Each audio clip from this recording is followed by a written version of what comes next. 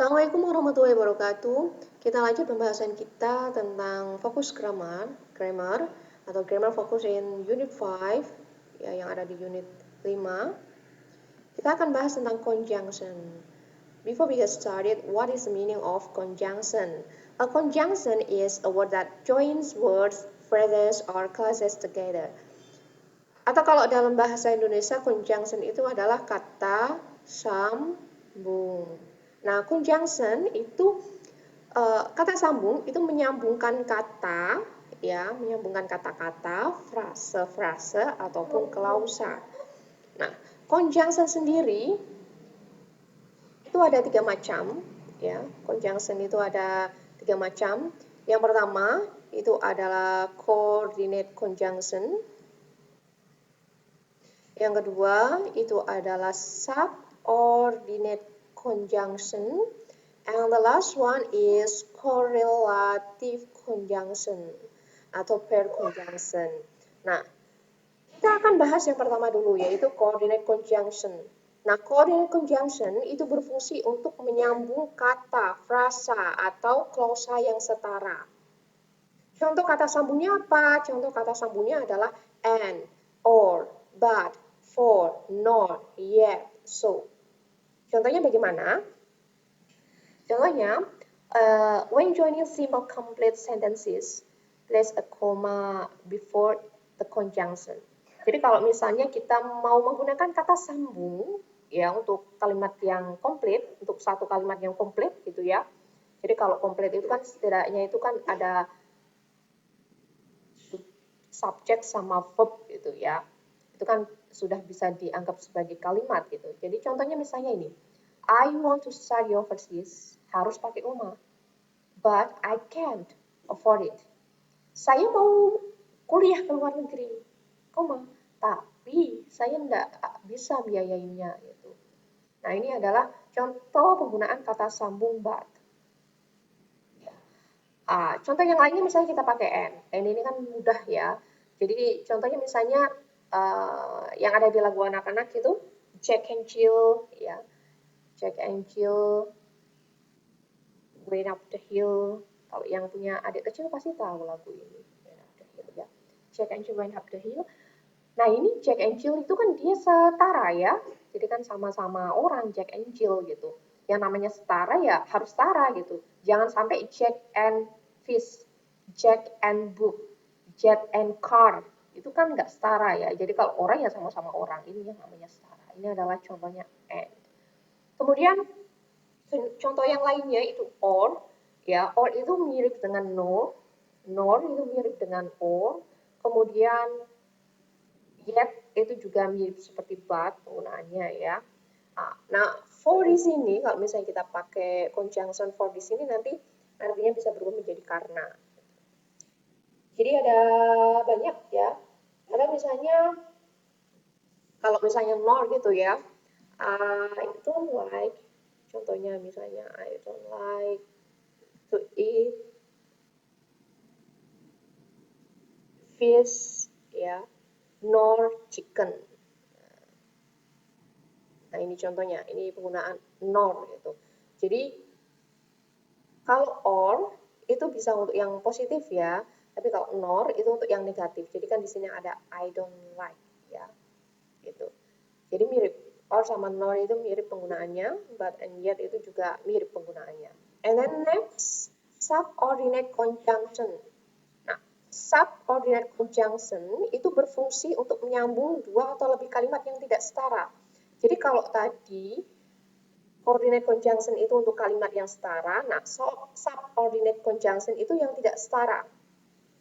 Nah, kata sambungnya pakai apa saja? Bisa pakai after, until, ya, although, because of, while, even though, since, as soon as, unless, if, before, when.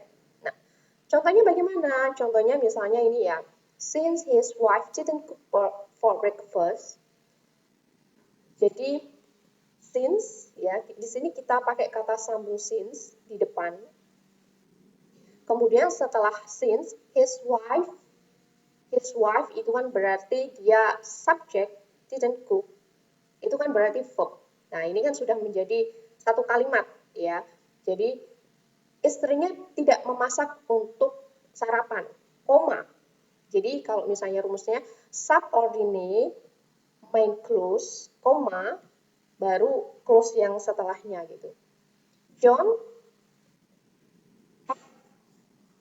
ate at the cafe. Ya. Jadi John itu makan di cafe. Ate at. Jadi hati-hati, ate at.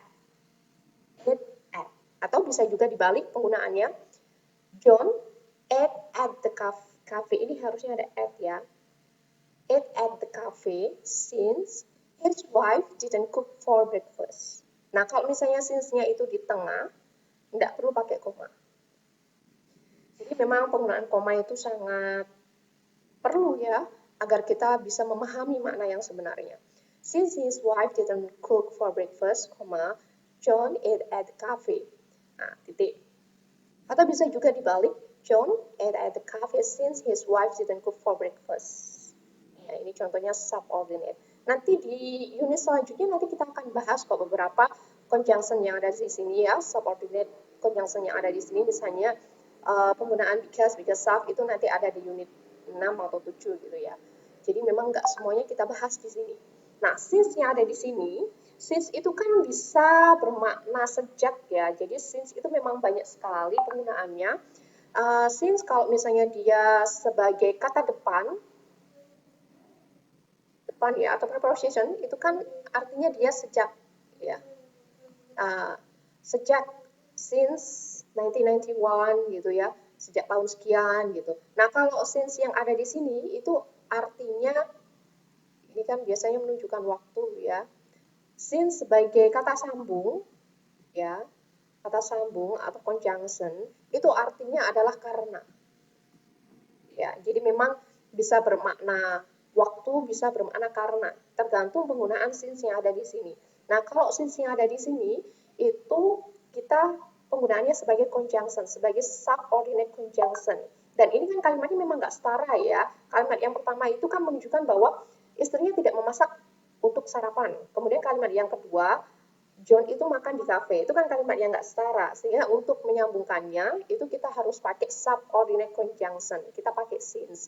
Nah, since yang ada di sini itu artinya karena istrinya tidak memasak untuk sarapan, John makan di kafe, atau John makan di kafe karena istrinya itu tidak masak untuk sarapan. Biasanya karena kita menggunakan karena itu kan biasanya kita pakai because ya, because. Nah, atau because of bisa juga gitu. Nanti di unit selanjutnya saja kita bahas.